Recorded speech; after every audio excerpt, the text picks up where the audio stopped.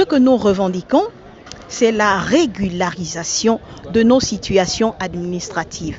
Nous entendons par là les intégrations, les titularisations, les reclassements, les avancements, les rappels soldes, parce que beaucoup d'entre nous ont été, on va dire, appelés à faire le concours. Et à l'issue de ce concours, on a été affecté ici et là avec ce qu'on appelle, qui n'existe malheureusement pas dans les textes, le bon rose. Et le bon rose nous octroie une sorte de bourse pour pouvoir aller travailler là où nous sommes affectés. Et naturellement, le temps que cela prend pour que nous soyons intégrés, pour que nous soyons recrutés, etc., l'État est censé donc tenir en compte ce manque à gagner qui nous a été causé, pour pouvoir pallier donc cette situation de sorte que nous puissions rentrer dans la régularisation de ce qui revient des droits, de sorte que, au lieu d'avoir la moitié ou le 1/3 de ce que nous sommes censés avoir en tant que fonctionnaires, en tant que travailleurs en A1, en B, en C, etc., il faut qu'au moment donné, précis, que nous puissions rentrer en possession de ce qui nous est dû. Or là, dans les textes, lorsque nous sommes affectés et que nous prenons notre première prise de service, nous sommes censés avoir notre bon bleu, c'est-à-dire notre salaire.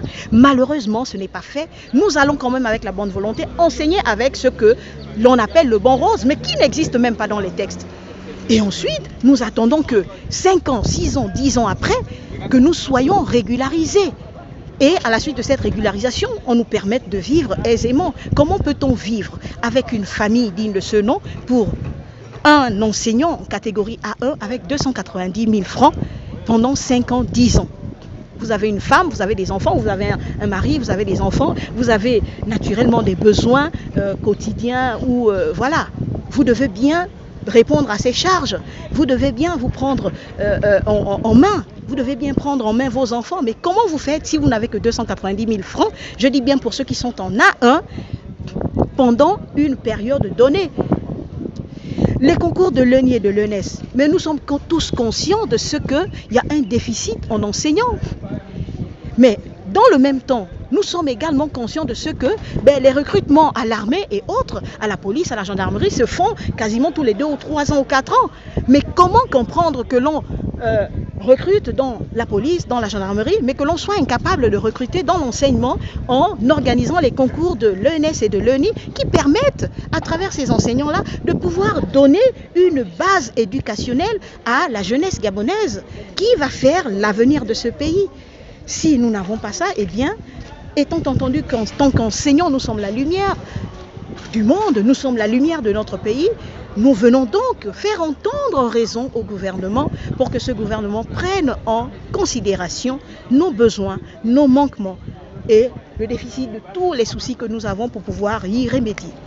En l'occurrence, le gouvernement ne nous appelait pas pour pouvoir discuter avec nous des questions de fond que nous posons, à savoir les rappels soldes, la mise en exécution donc du cahier de charges de la CONACYCED qui concerne la vie des enseignants, la vie de ces enseignants qui est retardée parce que ces derniers ne sont pas intégrés, parce que ces derniers ne sont pas titularisés, parce que ces derniers ne sont pas avancés, etc., etc.